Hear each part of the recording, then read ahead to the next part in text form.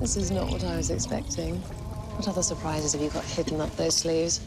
Well, for one, you haven't asked me why I brought you up here. With men, it's usually pretty obvious.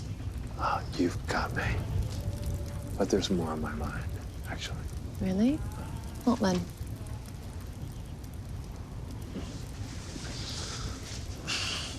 Come. It's easier if I show you.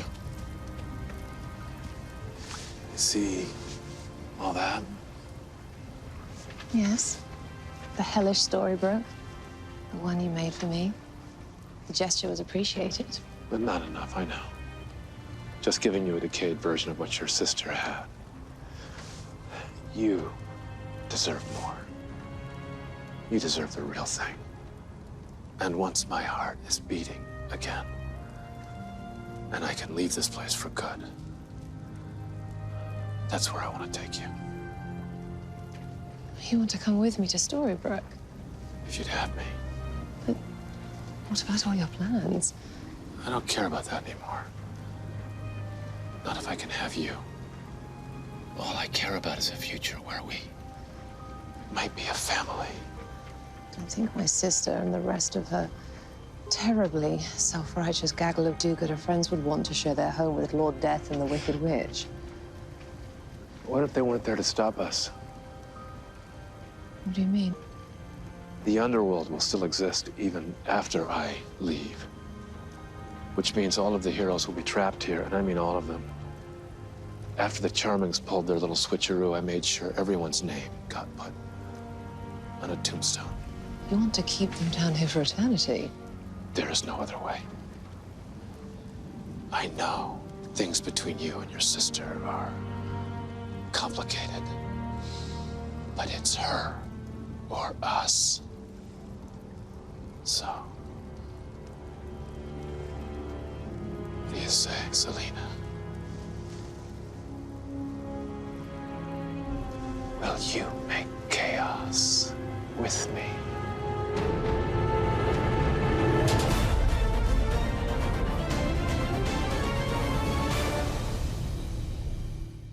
So what is a witch to do? Does she pick her sort of, kind of, but not really boyfriend, the Lord of the Underworld? Or does she pick her half-sister, the Evil Queen, who she has pretty much had a vendetta against since she found out she had a sister? I'm really hoping in this case she picks the latter, because it would just show the character development of Zelena, and it would be quite nice to see Zelena go up against Hades with the heroes.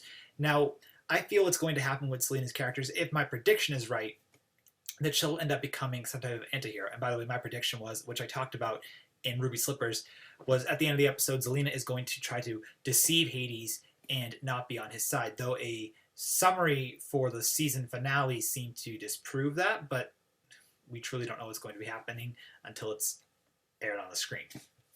So overall, I thought the sneak peek was actually just a little boring until like those last 30 seconds where everything seems to come to a head, where Hades asked Zelena to make chaos with him, which I actually made fun of in the trailer because I can't stand Greg Germain's interpretation of Hades. I think he has so many really interesting lines, but his, will you make chaos with me? And how he kind of shuts his eyes for most of the time he talks makes viewing Hades kind of distracting, which is annoying to me as a viewer because Hades is this really intensive, scary character, and once upon a time kind of is capturing that, but Greg Germain, his performance now, I'm really noticing it, and that it's just not that good. So I'm having some issues with Hades. Rebecca Mader, totally the Wicked Witch, and she also seems to be kind of torn between does she pick Regina or does she pick Hades? Who would you want her to pick? I think the other interesting element that we learned from the sneak peek is that Hades has now trapped everyone else whose name wasn't on a tombstone originally. That means Robin, Belle, Rumpelstiltskin, Henry are all trapped down there. Hook is already dead, so he's stuck. The only person that we don't know, and I doubt she's trapped, is the baby, because the baby doesn't have a name.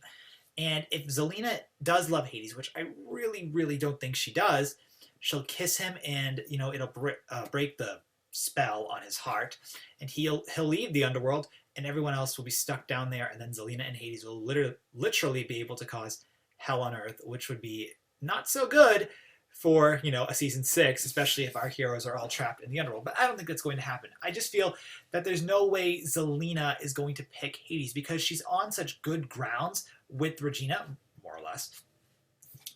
To me, it would feel, you know, really her character going backwards in development. But then again, Regina in season 2 particularly, she had like up and down moments. But then, you know, in the season finale, she pretty much, you know, turned over. And then in season 3, everyone began to trust her. So I'm really hoping here with Zelena that she just makes the right choice. That they don't make Zelena, because she's kind of becoming the new Regina, they don't make this character change last a very long time. Other than that, I don't really have too much else to say about the sneak peek. I mean, the Lord of the Underworld and the Wicked Witch are having a date, and he kind of asks her to marry him, and he offers her literally the world. He gives her what anyone would want to give in a proposal. It's kind of evilly romantic, I guess I would call it. So I'm really curious to see what will be happening in this episode. I'm really looking forward to it. I think Sisters has a lot of potential, especially since we're going to be dealing with David and James, and of course Regina and Zelena in the past. I'm looking forward to that. More so Regina and Zelena's interactions in the present and the past than the charming David thing or the charming James thing. That's a little too boring for me. But if it gives Josh Dallas a chance to be a bit more interesting as an actor, double thumbs up to that. Other than that, I don't have that much more to say. I know I've said that twice now. I think the episode will be good. Is Zelena going to pick Hades, or is she going to go in the other direction? And that is my thoughts on it. I'm looking forward to this. So share your thoughts about the episode in the comments below, or the sneak peek in the comments below, and we'll talk about it real soon. Bye.